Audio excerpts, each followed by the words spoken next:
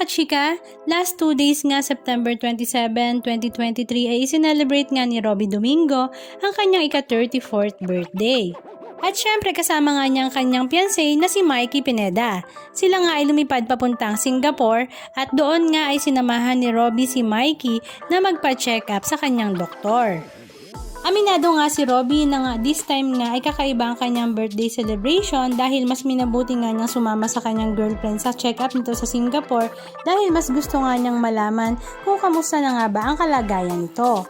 At thanks God nga daw dahil tuloy-tuloy na nga raw ang kanyang paggaling. At super thankful naman si Mikey kay Robby dahil talaga namang binibigyan nga niya ng time ito kahit alam niya na busy-busy nga si Robby sa kanyang mga schedule. Samantala, habang sila nga ay namamasyal at ini-enjoy nga ang kanilang bakasyon sa Singapore, ay talaga namang nagulat nga si Robby Domingo nang siya nga ay dumugi ng mga netizens at ng ating mga kababayang Pilipino.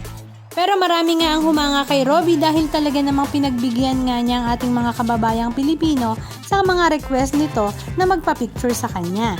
Halika at panoorin natin ang ilan sa mga video clips ganap na kanilang ibinahagi.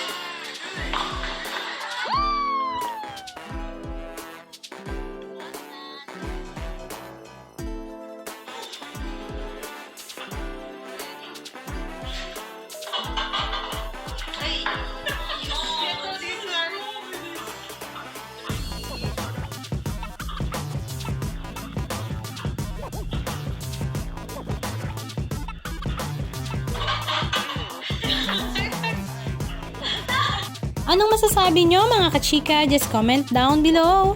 And please don't forget to subscribe. Thank you!